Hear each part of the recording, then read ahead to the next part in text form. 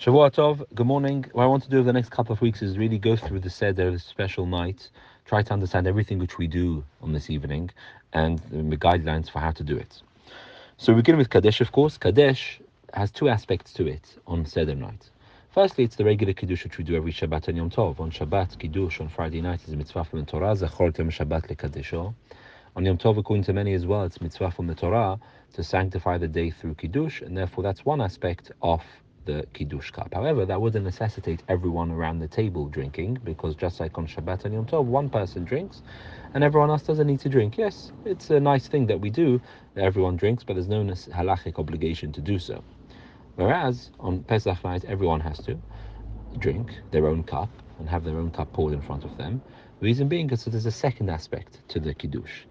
One aspect is the regular Kiddush, the second one is it's one of the four cups. The Hachamim instituted to drink, each person to drink themselves, to experience herut, to experience freedom. You can't appoint someone to experience things on your behalf. Experience is something you have to do yourself. And so, whereas generally speaking, Kiddush can be said by one person on behalf of everyone else, it doesn't work on Pesach night because you have to experience yourself.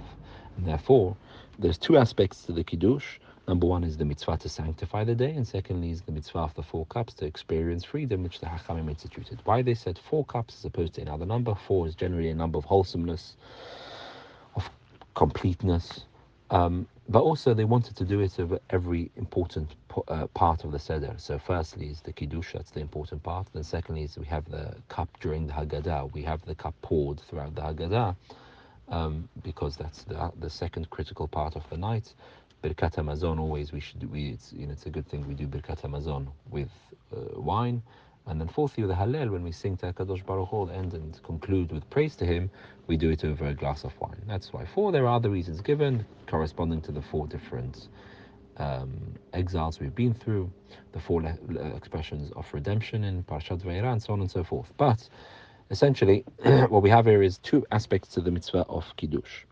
Now, this year, Pesach falls late, and since Pesach falls late, this means that nightfall is, of course, going to be much later. We're looking at nightfall after 8:30 or so, even later, about 8:45 or so.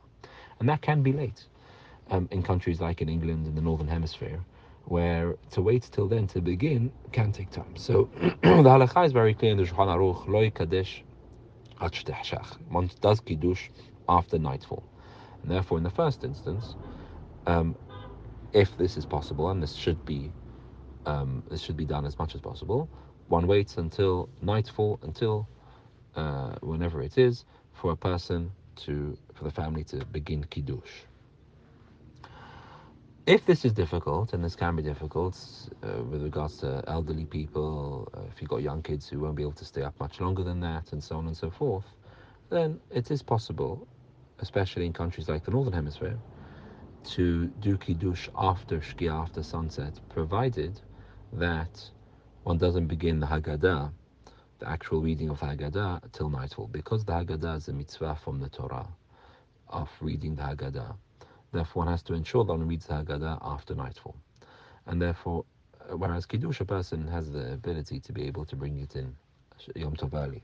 So therefore, if there's a need, one can ready from sunset, which will be around 8 o'clock or so on Pesach night in England, which is already late in itself. If there is a need, one can begin Kiddush after that with urhats, with karpats, and have the divrei Torah from the children, and explain things, etc., and the yahats, and the breaking of the matzah, until you get to Magid, and that should really be done after nightfall. How much to drink of the Kiddush cup? Lechatchila, in the first instance, one drinks a revi'it. A revi'it is about 86 milliliters.